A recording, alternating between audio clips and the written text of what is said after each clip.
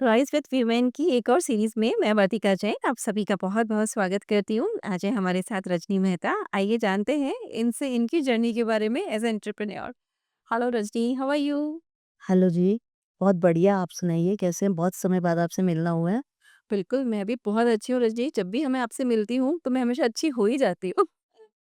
सबसे पहले तो ये बताइए आप एज अ एंटरप्रेन्योर अपनी जर्नी को किस तरह से देखती हैं? कैसे हमारे साथ शेयर करेंगी? क्या एक्सपीरियंसेस रहे आपके? बेसिकली मेरी बर्थ ही बिज़नेस क्लास फैमिली में हुई। अच्छा। हस्बैंड भी बिज़नेस करते हैं। मैं 2002 में एक बुटीक स्टार्ट किया मैंने। देन उसी समय में 2003 में हस्बैंड के साथ बिज़नेस में आ गई। हम्म। तब से लेके अभी तक हस्बैंड के साथ बिज़नेस में ही हूँ अच्छा। और इस बीच नया करने का बहुत शौक है मुझे। कुछ ना कुछ नया करते रहने की आदत है। तो उसके चलते मैंने 2009 में एक लेडीज़ क्लब स्टार्ट किया। अच्छा। जो कि आज भी चालू है और हम लोग फैमिली बन चुके हैं, जो एक दूसरे को हम लोग बिल्कुल इतना सपोर्ट करते हैं और उसमें से कई लेडीज़ कई मुकाम तक अब पहुंच चुकी हैं। उस क्लब में मंथली पार्टी करते हैं और ये सब करते हैं। उसके अलावा भी नया सीखने से मेरा मतलब हमेशा कुछ ना कुछ करती रहती हूँ। अभी मैंने टैली प्राइम सीखा है अच्छा। अभी इसी ईयर में। और अभी एक फार्म हाउस है जिसको डिज़ाइन मैंने खुद ही किया था और साथ में उसका इंटीरियर किया है। ओके। और तो ये तो फ्यूचर तब पूरा मल्टीटास्किंग काम हो गया आपका कि एक लेडीज़ क्लब चलाना अपने आप में एक ईज़ी टास्क नहीं होता है। उसको पूरा मैनेज करना और साथ में बहुत सारी लेडीज़ के साथ उस वहाँ डील करना।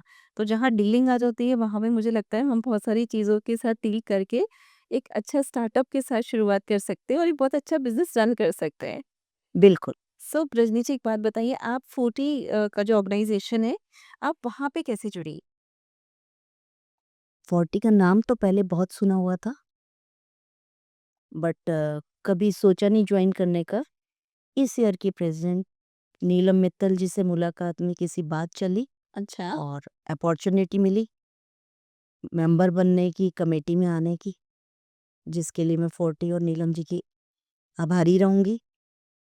और मुझे बहुत अच्छा लगा यहाँ पर आके। और बाय द वे अभी टाइम थोड़ा ही हुआ है लेकिन आई लेकिन फील आपने प्राउड। बहुत सारी चीज़ें 40 के बारे में सुनी होंगी, इनके अचीवमेंट्स सुने होंगे, तभी आपको लगा कि नहीं यार, आज यस, अपॉर्चुनिटी मिल रही है, बिल्कुल। तो जॉइन कर लेना चाहिए। 40 is equal to strength yes. मेरे हिसाब से। मैंने power house. Power house, power house. तो बिल्कुल, चलो हमें भी अच्छा लगेगा, अब आपसे हमें कुछ सीखने को मिलेगा। अभी तो हमारी जर्नी स्टार्ट हुई है। सो यहाँ पर 40 में यही मेरे ख्याल में सबसे अच्छी चीज़ है कि जो मैंने इतने कम समय में, क्योंकि मुझे जॉइन किए हुए कम टाइम हुआ, सबसे अच्छी बात ये है कि यहाँ पर हम लोग एक दूसरे से भी सीखते हैं बहुत और सब हेल्पफुल भी बहुत है। नेटवर्किंग बहुत बढ़िया है यहाँ की। तो पर्सनली और प्रोफेशनली 40 को आप किस तरह से देखती है कि पर्सनली आपको कैसा लगता है जो 40 का ऑर्गेनाइजेशन है, और प्रोफेशनली आपको क्या लगता है कि किस तरीके से आपकी ग्रूमिंग हो रही है, आपको क्या मिल रहा है? पर्सनली तो मुझे एकदम ऐसा लगता है कि फैमिली है पूरी। इतने कम समय में भी सभी लोग इतने हेल्पफुल हैं कि पूरा फैमिली की तरह लगता है। और प्रोफेशनली यहाँ पर इतनी हेल्प मिलती है कि आपको कोई भी नेटवर्किंग की, अपनी पर्सनल डेवलपमेंट की या फिर कोई आपको वर्क हो, बिज़नेस में भी आपकी ग्रूमिंग होती है। इतने लोगों से, एंटरप्रेन्योर से मिलते हैं, तो उसके कारण आपको बहुत ज़्यादा जानने को, सीखने को मिलता है। वो बहुत अच्छी बात है यहाँ पर। बिल्कुल, सबके एक्सपीरियंसेस काम आते हैं। सबके एक्सपीरियंसेस काम तो बिल्कुल। अब आप क्या जो यूथ है हमारा आज का, उसको आप क्या मैसेज देना चाहेंगी अपने एक्सपीरियंस से? उनके लिए क्या एडवाइस या क्या सजेशन, यंग एंटरप्रेन्योर्स जो बन रही हैं अभी, उनके लिए क्या कहना चाहेंगी आप?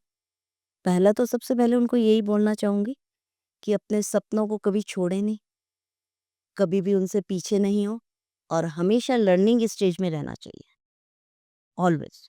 यस। सपनों को पीछे रहने से और ज़िंदगी हमें कुछ ना कुछ सिखाती रहती है, उससे कुछ ना कुछ अपॉर्च्युनिटी की तरह लेना चाहिए हमें। बिल्कुल सही बात है। बहुत सारी अपॉर्च्युनिटीज़ के लिए हमारा 40 ऑर्गनाइज़ेशन है, आप जैसे सब लोग हैं। So thank you so much Rajni ji, and thank you very all the best. Thank you. Thank you, thank you.